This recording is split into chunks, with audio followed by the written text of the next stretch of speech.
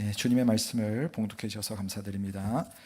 참 좋으신 우리 주님의 은혜와 평강이 오늘도 주를 사모하는 여러분 모두와 함께하길 주님의 이름으로 축원합니다. 아멘.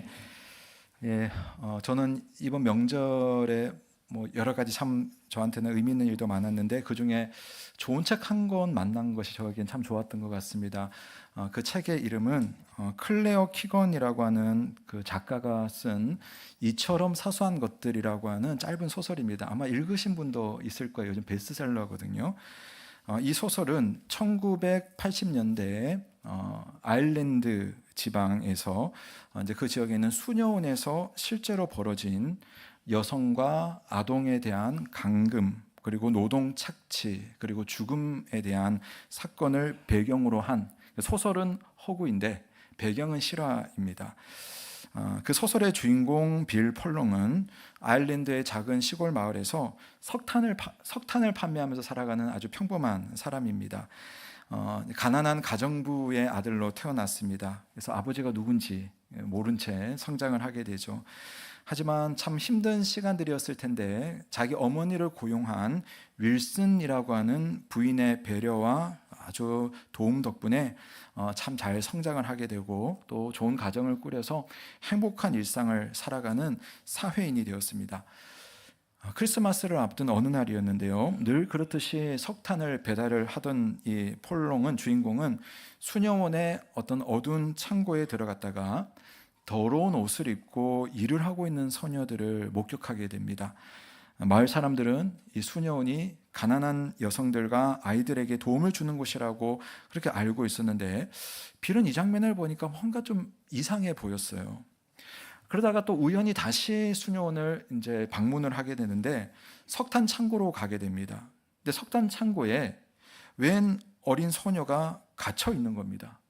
옷도 제대로 입지 못하고 신발도 없이 창고 안에다가 배변을 한 채로, 얼마나 이 딸을 5명을 키우는 아빠로서 얼마나 놀랐는지 이 주인공이 이 아이를 데리고 수녀 원장으로 데려갑니다. 수녀 원장에게 데려갑니다. 수녀 원장은 그 아이를 보더니 그냥 이렇게 웃으면서 아이들끼리 숨바꼭질 하다가 이렇게 되었다고 대수롭지 않게 넘깁니다. 근데 집으로 돌아온 빌은 마음속에서 심한 내적 갈등을 느낍니다. 왜 이렇게 됐을까? 그 아이에게 무슨 일이 일어난 걸까? 수녀원에서 도대체 어떤 일들이 벌어지고 있는 것일까? 빌을 잘 아는 사람들은 그 지역사회에서 아주 큰 영향력을 미치고 있는 그 수녀원의 일을 들추지 말라고, 지금처럼 평범한 일상을 잘 지내면 되는 것 아니겠느냐고 그렇게 권면을 합니다. 하지만 고민 끝에 빌은 다시 수녀원을 찾아가서 소녀를 구출합니다. 지역사회에서 큰 영향력을 끼치고 있는 수녀원이었기 때문에 이 일로 인해서 자기가 석탄도 거기 많이 팔고 있었거든요. 사회적인 불이익을 받거나 위험에 처할 수 있다는 것도 알고 있었습니다. 자기 딸은 그 수녀원이 운영하는 고등학교에 다니고도 있었어요.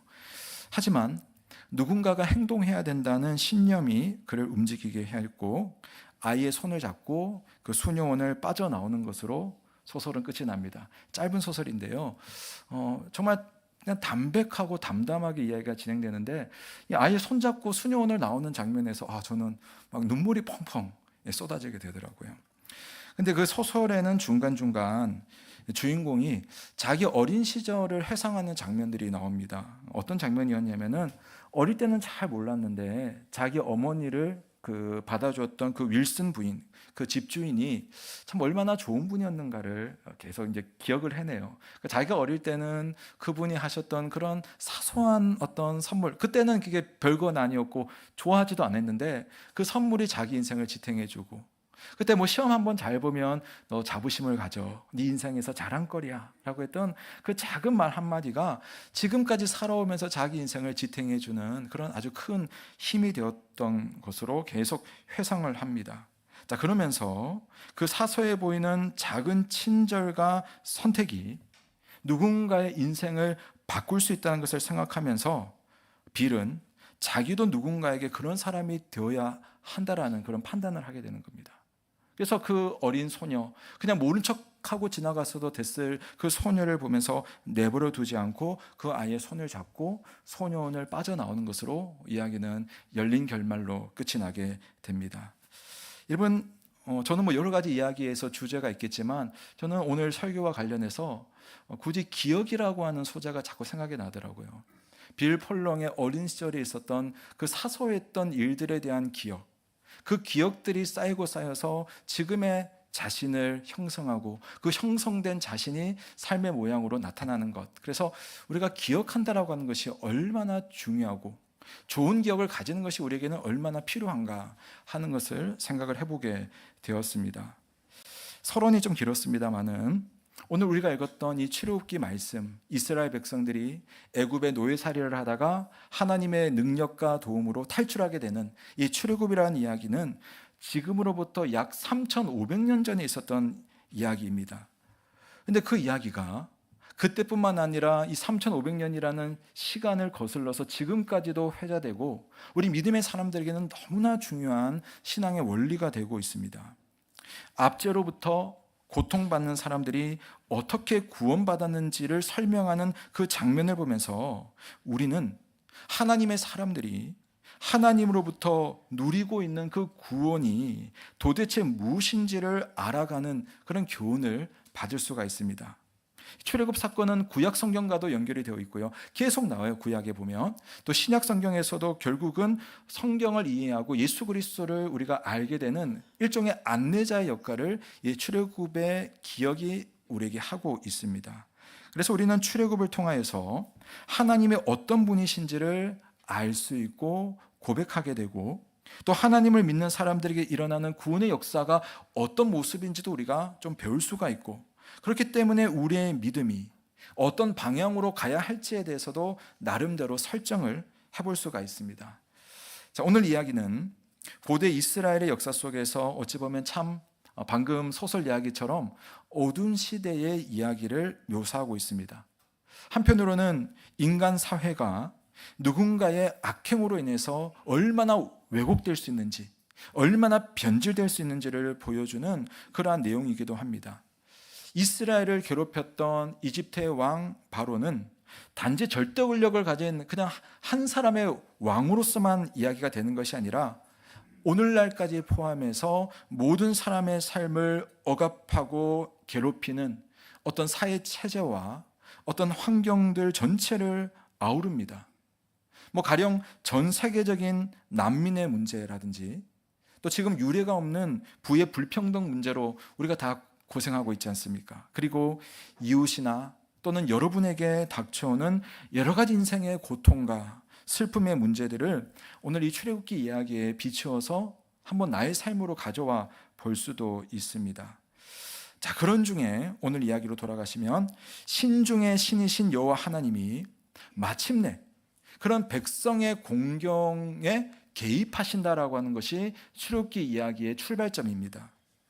사실 이스라엘 백성들이나 그 오래전 사람들에게 있어서는 노예살이 하는 것이 사실은 대단히 이상한 것은 아니었어요.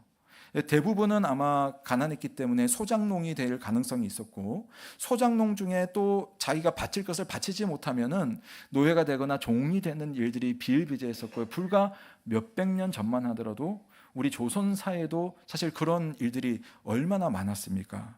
그래서 사람들의 입장에서 보면 그런 것은 우리에게 충분히 일어날 수 있는 일상이고 비록 개인적으로는 슬픔이고 고생이고 고난이고 아픔이지만 그러나 누구라도 당할 수 있는 어떤 그런 일상적인 일이 바로 오늘 벌어지고 있는 그런 일이었습니다. 자, 그런데 하나님께서는 그러한 자기 백성의 삶에 대해서 그냥 뒷짐을 지고 관망하는 태도로 머물러 있지 않으신다라는 겁니다. 적절한 시간과 적절한 환경이 되었을 때 하나님은 적극적으로 개입을 하시는 거예요. 자기 백성의 삶 속에. 그래서 우리가 이런 출애굽의 말씀을 기억한다는 것은 바로 그런 하나님을 기억해내서 지금의 내 삶 속에 오시는 그 하나님을 만나고 의지하고 경험하는 것으로 우리의 신앙의 영역으로 확장이 됩니다. 오늘 이야기는 모세와 하나님의 대화인데요. 저는 그 중에 나는 여호와라라고 하는 이 말씀을 중심으로 오늘 말씀을 한번 풀어보면 좋겠습니다. 하나님은 큰 그림을 가지고 모세라는 사람을 이스라엘의 지도자로 세운 다음에 이집트 왕 바로에게 보냈습니다. 보낸 이유는 내 백성을 하나님 앞에 예배드릴 수 있도록 해달라고 하는 하나님의 뜻을 전달하기 위해서입니다. 하지만 이미 노예로 부리고 있는 이 이스라엘 백성들을 그 요구를 들어줄 생각이 왕에게는 전혀 없었습니다. 그래서 오히려 노예로서 노동하는 그 노동의 강도를 더 높여버리고 노동의 환경을 더 열악하게 만들어버립니다. 이스라엘 백성들은 그 결과 자기를 이렇게 만든 것은 바로이지만 그 바로의 화를 돋군 모세에게 훨씬 더 미움을 가지고 화를 쏟아붓게 됩니다. 결국 모세는 자기를 보낸 그 하나님께 나아가서 자신의 고통을 토로합니다. 하나님, 당신이 나를 바로에게 보낸 바람에 지금 내가 얼마나 곤란하게 되었는지 아십니까? 기도를 한 것이죠. 그리고 그 기도의 결과 하나님이 응답하시는데 그 응답의 내용이 오늘 6장 1절부터 11절 말씀 속에 있습니다. 자, 모세와 하나님의 대화 속에서 하나님은 계속해서 설명을 하시면서 자기가 누군지를 말씀하세요. 뭐라고 말하냐면은 나는 여호와라. 나는 여호와라. 내가 너희의 하나님 여호와인지를 너희가 알지라.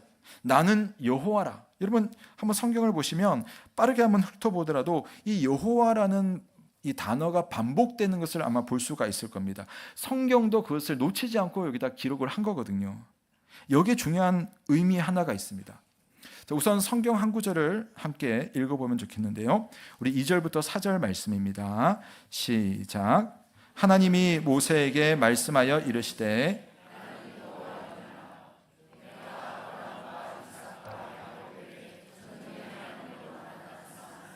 나의 이름을 여호와로는 그들에게 알리지 아니하였고 가나안 땅 곧 그들이 거류하는 땅을 그들에게 주기로 그들과 언약하였더니. 아멘. 하나님은 자신을 여호와라고 합니다. 사실 우리도 여호와 하나님이라는 표현을 잘 쓰지는 않아요. 이미 우리에게도 좀 고착이 되어서 그냥 하나님, 이렇게 주님 이런 표현을 쓰지 여호와라는 표현을 잘 쓰지는 않지만 오늘 본문에서는 그것이 중요하다는 것을 말해주고 있습니다. 자, 모세도 알고 있는 이름이었어요. 이미 3장에서 나는 스스로 있는 자다라고 하면서 본인의 이름을 여호와로 하나님은 소개를 했습니다. 그런데 우리가 보고 싶은 것은 3절에 보면 이 여호와라는 이름에 대해서 모세의 조상인 아브라함과 이삭과 야곱에게는 그 이름을 알리지 아니하였다라고 하는 그 표현이에요. 그 조상들에게는 내가 전능의 하나님, 이걸 엘샤다이라고 하는데 엘샤다이, 전능의 하나님으로 내가 그들에게 나타나긴 했지만 여호와로는 그들에게 알리지 않았다라고 말을 합니다. 우리가 1월 달에 창세기 읽었잖아요. 읽으신 분 여러분 한번 기억을 되살려 보십시오. 창세기에 여호와라는 그 하나님의 이름이 나오던가요? 나오지 않던가요? 나왔을 겁니다. 예. 제 성경만 그렇지 않고 여러분의 성경에도 아마 여호와라는 이름이 분명히 있었을 거예요. 그리고 아브라함과 이삭과 야곱은 실제로 하나님을 부를 때 여호와 하나님이라고 실제로 불렀습니다. 그러면 오늘 말씀, 아니 똑같이 창세기도 모세가 쓰고 출애굽기도 모세가 썼는데 아니 모세가 창세기를 쓸 때는 이걸 기억하고 출애굽기를 쓸 때는 이걸 기억을 하지 못했을까? 뭔가 모순이지 않는가?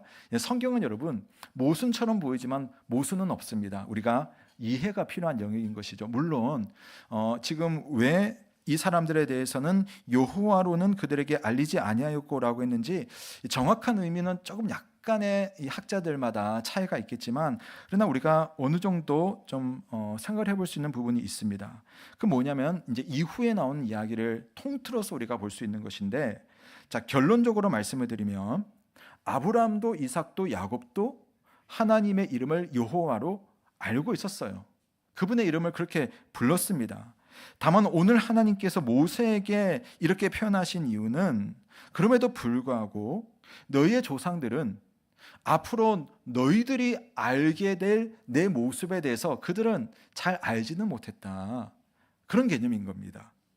즉 모세와 이스라엘 백성들이 앞으로 경험하게 될 하나님의 모습, 하나님의 어떤 그런 특징적인 모습을, 물론 전능하신 하나님을 아브라함도 경험을 했지만, 그러나 이제 모세와 모세의 백성들이 겪게 될 그런 하나님의 모습을 그들은 잘 몰랐어요. 이제 내가 보여줄 거라는 겁니다. 자, 출애굽기에서 만나고 기억해야 되는 하나님은 어떤 하나님이냐면은 이제 자기 백성들에게 약속하시는 하나님, 그 약속이 이행되어야 하는 자리에 항상 함께 하시는 하나님, 그리고 그 약속을 신실하게 이루시는 하나님, 그 하나님을 이제 백성들은 좀 더 구체적으로 실제적으로 경험을 하게 되는 겁니다. 자, 그것을 어떻게 표현했는지 보십시오. 5절부터 8절까지 제가 한번 읽어드릴게요. 이제 애굽 사람이 종으로 삼은 이스라엘 자손의 신음소리를 내가 듣고 나의 언약을 기억하노라. 그러므로 이스라엘 자손에게 말하기를 나는 여호와라. 내가 애굽 사람의 무거운 짐 밑에서 너희를 빼내며 그들의 노역에서 너희를 건지며 편팔과 여러 큰 심판들로서 너희를 속량하여 너희를 내 백성으로 삼고 나는 너희의 하나님이 되리니 나는 애굽 사람의 무거운 짐 밑에서 너희를 빼낸 너희의 하나님 여호와인 줄 너희가 알 것이니라. 내가 아브라함과 이삭과 야곱에게 주기로 맹세한 땅으로 너희를 인도하고 그 땅을 너희에게 주어 기업을 삼게 하리라. 나는 여호와라 하셨다 하라. 그러니까 이제 앞에 조상들은 이런 것까지는 경험하지 못하는 겁니다. 뭐냐면 하나님께서 약속을 실제로 어떤 식으로 이루어 가시는지를 이 백성들은 앞으로 눈으로 볼 거거든요. 그러니까 아브라함은 하나님을 그냥 믿는 믿음, 그 믿음 자체로서 하나님을 바라보고 기다렸다고 한다면, 이제 이스라엘 백성들은 하나님이 어떤 분이신지, 그분의 백성을 실제로 어떻게 돌보시는지를 체감하게 될 것입니다. 눈으로, 귀로, 몸으로 실감을 하는 것입니다. 그래서 이 과정 속에서 하나님은 그런 내가 여호와다라고 설명을 하는 겁니다. 여러분, 여호와라는 이름은 자기 백성들과 함께 하시면서 행동하시고 실천하시는 아주 역동적인 이름이에요. 우리가 이걸 잘 이해하지 못해서 여호와 하나님 뭔가 딱딱하고 뭔가 높이 있는 이름처럼 느껴지지만, 사실 하나님이 여호와라는 이야기를 할 때는 나는 그런 딱딱한 하나님이 아니야. 내가 네 삶 속에 함께 있어. 내가 네 고민을 공감해. 그 고민에 내가 함께 참여하고 내가 해결해 주겠어 라고 하는 그런 실제적이고 역동적인 이름입니다. 그래서 여호와라는 이름을 이렇게도 말해볼 수 있어요. 거기 그 현장에 있게 되실 하나님. 내가 있을 그 현장에 나만 있는 것이 아니라 하나님도 함께 계신다. 그 말이 여호와 속에 담겨 있습니다. 앞으로 경험하게 될 여호와 하나님은 그동안 이스라엘 백성들이 생각했던 하나님과 분명히 다를 것입니다. 노예의 하나님이 무엇을 할 수 있겠느냐, 이집트 왕은 생각하겠지만 이제 그 생각을 산산히 깨트려 버릴 겁니다. 고대 국가 중에서도 이 이집트라고 하는 것은 신과 상당히 밀접한 관계를 가지는 사회였습니다. 그래서 자연 현상들을 신과 연결을 시켜요. 가령 우리가 보지는 않겠지만 하나님께서 10가지 재앙을 내리지 않습니까? 이스라엘 백성을 탈출시키려고. 그 10가지 재앙들을 일일이 살펴보면 이집트가 섬기는 신들의 영역 속에 보면 있어요. 강이라든지 개구리라든지 어떤 곤충이라든지 또는 해라든지 또는 이집트 왕이라든지, 이게 다 신과 연결이 되어 있고, 또 실제로 이집트 왕은 태양신의 아들이라고 하는 그런 의미를 가지고 온 세상을 다스리게 되어 있습니다. 자, 그런데 그들이 생각하는 그 이집트의 신은 어떤 신이냐면은 주로 명령하는 신이에요. 명령하는 신. 사람들에게 너 이거 해. 너 저걸 통해서 내 마음을 흡족하게 만들어봐 하면서 세상의 질서를 유지하는 겁니다. 아마 대부분의 고대 근동지방의 신들은 이런 개념들을 가지고 있습니다. 조금 다르게 표현을 해본다면 신이라고 하는 존재는, 그 이방인들이 생각하는 그 신이라는 존재는 저기 저 먼 초월적인 곳에 있는 분, 내 손이 닿을 수 없는 분, 그분이 손이 나에게 오지 않는 그런 분, 그저 말로 표현하고 명령 내리는 것으로 끝내는 그런 신 정도로 생각합니다. 심지어 멀리 있는 그 신의 마음을 움직이기 위해서 여기서 최선을 다해서 예물을 바치고 격식을 드리는 예배를 드리지만 그 신은 내게 가까운 느낌은 없고 그저 그분께 뭔가를 바치는 것으로만 끝이 나는 겁니다. 자, 그렇기 때문에 신과 사람들 사이에서 인격적인 관계가 형성되지 않는 것이 이집트의 신의 개념인 거예요. 자, 그런데 여호와 하나님은 난 그렇지 않아 라고 이야기를 하는 겁니다. 나는 너희와 가장 가까운 곳에 있겠어. 너희들이 힘들 때 내가 내 손을 빌려주겠어. 너희들이 고통 중에 있을 때 내가 너희를 구출하겠어. 내가 너희의 하나님이 되겠고 너희는 나의 백성이 될 거야. 자기 백성과 함께 하시고 자기 백성과 관계를 맺어주시고 자기 백성을 직접 돌보시는 하나님으로 자신을 소개하고 실제로 그렇게 하시고 여호와라는 그 이름을 통해서 그 이름이 무엇인지를 앞으로 실제로 다 보여주실 겁니다. 여러분, 말씀이신 하나님이 육신이 되어서 이 땅에 오시고 그 하나님이 자기 백성들을 위해서 십자가에 돌아가시고 다시 살아나시는 것은 바로 하나님이 그러한 하나님이기 때문에 우리에게 주신 하늘의 신령한 은혜가 있다는 사실을 믿으시기를 바랍니다. 5절 한번 보시겠어요? 이제 애굽 사람이 종으로 삼은 이스라엘 자손의 신음소리를 내가 듣고 나의 언약을 기억하노라. 여러분 보세요. 이 표현의 구조를 한번 보십시오. 이집트의 신과 고대 근동의 신은 그분이 내 형편을 알기 위해서 뭔가 이 땅에서 하여튼 뭘 해가지고 그 신의 마음을 흡족하게 해드려야 돼요. 근데 하나님 뭐라고 말하냐면은 너희들이 내 마음을 움직이면 내가 그때 나도 움직일게. 그게 아닙니다. 너희들이 지금 종으로 살고 있을 때 너희들이 지금 그 신음소리를 내고 있으면 내가 그 신음소리를 들을 거야. 뭡니까? 귀를 기울이고 계시다는 거죠. 너희들이 나로 하여금 약속을 하고 그 약속에 합당한 행동을 하면 내가 너희들에게 좋은 것을 줄게. 그것이 아니라 내가 너희들에게 약속하고 내가 내 약속을 기억함으로 내가 너희들을 찾아갈 거야. 나의 언약을 내가 기억하노라 라고 말씀하고 있습니다. 엘샤다이 전능의 하나님께서 우리와 함께 하시는 여호와 하나님의 모습으로 우리 가까이 찾아와서 우리를 돌보시고 우리를 이끌어 주신다는 말씀입니다.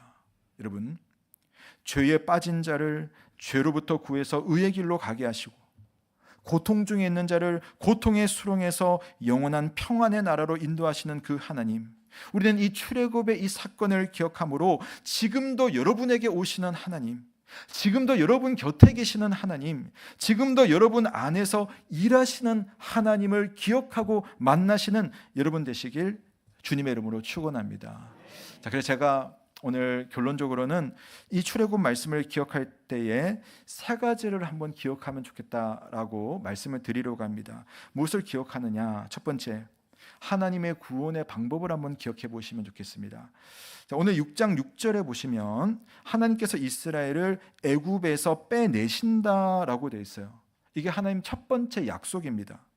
근데 오늘 이 말씀 속에 마지막 약속은 8절에서 이렇게 이야기하는데요. 내가 약속한 땅으로 너희를 인도할 것이다 라고 말씀하고 있습니다. 그러니까 여러분 이런 겁니다.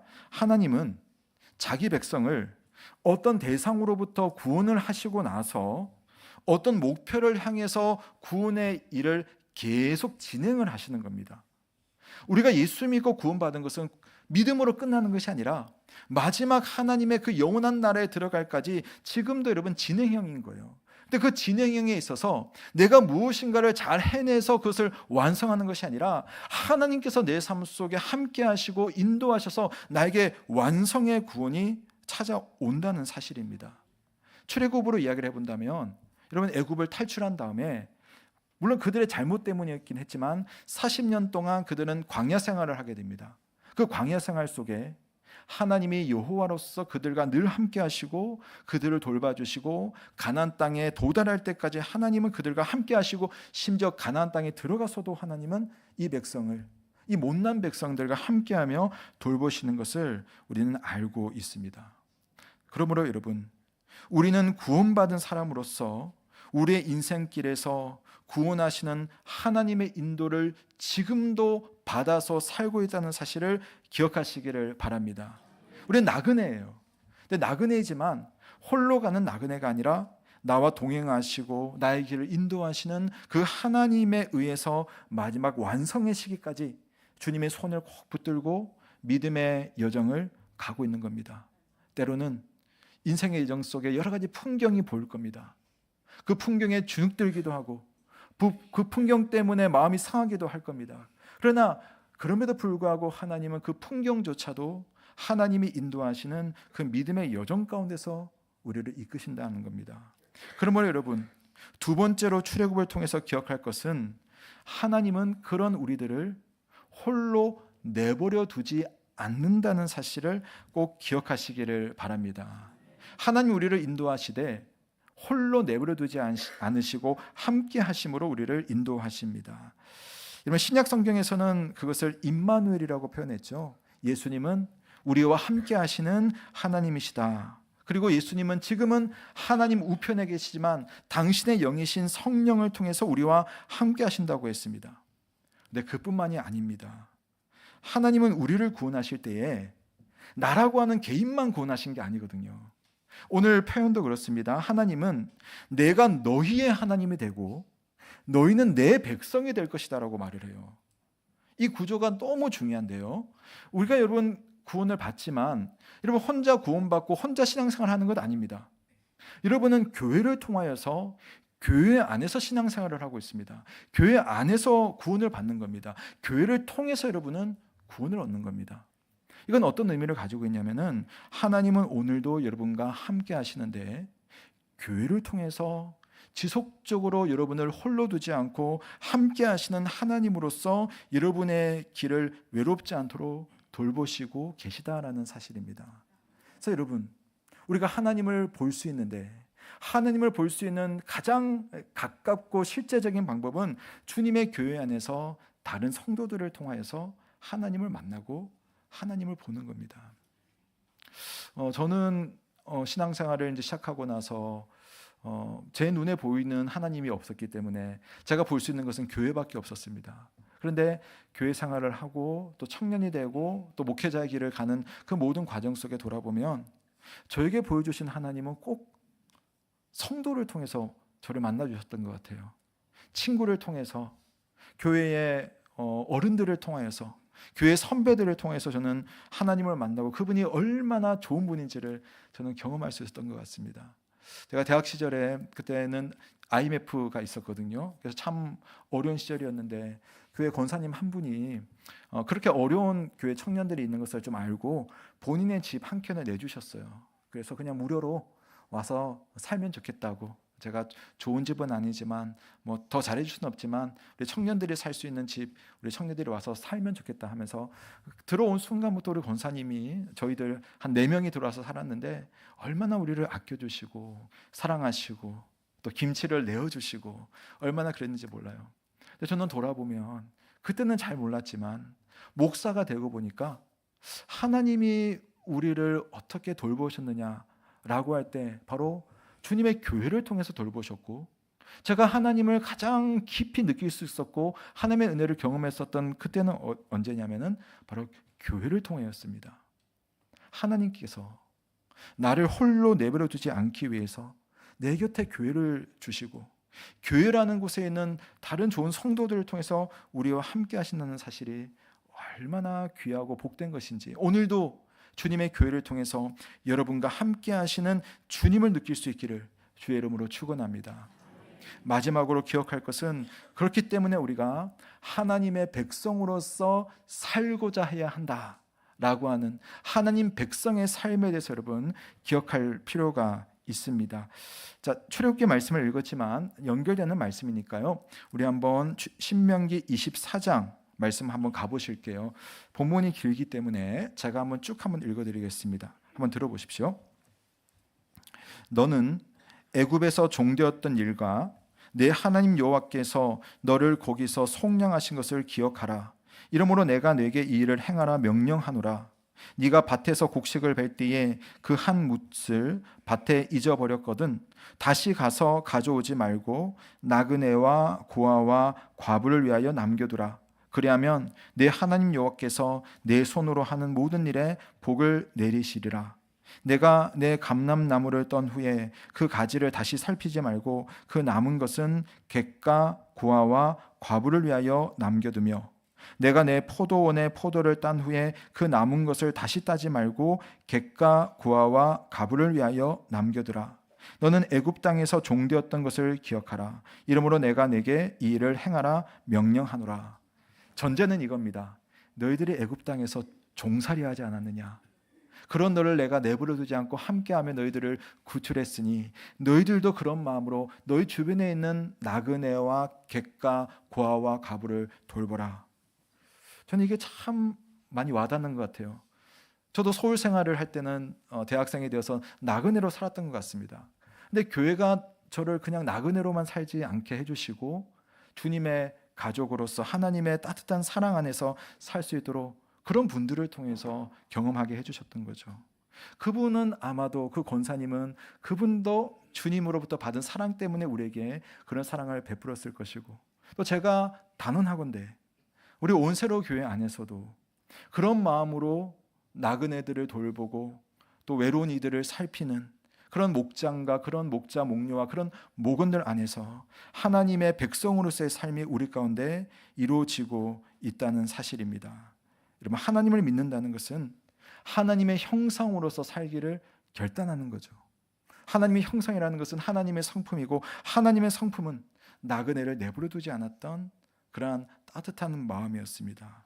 그 마음으로 인하여서 누군가는 하나님을 만나고, 누군가는 하나님의 구원을 경험하게 되고, 누군가는 나도 그런 사람처럼 되어야지 하게 되는 것입니다.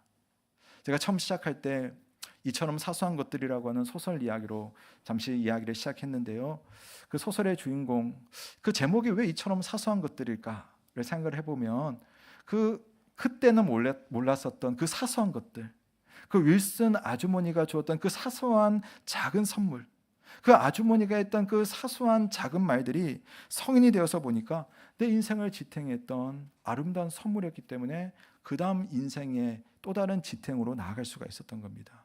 여러분, 주님이 여러분의 삶 가운데 여러 가지 크고도 사소한 것으로 오늘 말씀처럼 함께 하시고 돌보신다는 사실을 믿으시기를 바랍니다. 나 홀로 세상에 내버려 두고 던져주시는 하나님이 아니라 내가 너와 함께한다. 내 이름 여호와 그대로 내가 너희들이 있는 그곳에 내가 함께할 것이다. 그리고 그곳에 내 교회가 있고, 내 사랑이 있고, 내 사람이 있고, 내 은혜가 있고, 내 기적이 있을 것이다. 그리고 그 사랑을 경험했다면 너희들도 누군가에게 사소하지만 하나님을 보여주고 하나님을 나타내는 축복의 통로가 되면 좋겠구나 하는 그 하나님 백성으로서의 삶을 우리의 마음속에 가질 수 있기를 주님의 이름으로 축원합니다. 자, 우리 시간 함께 주신 말씀 생각하시면서 함께 기도하면 좋겠습니다.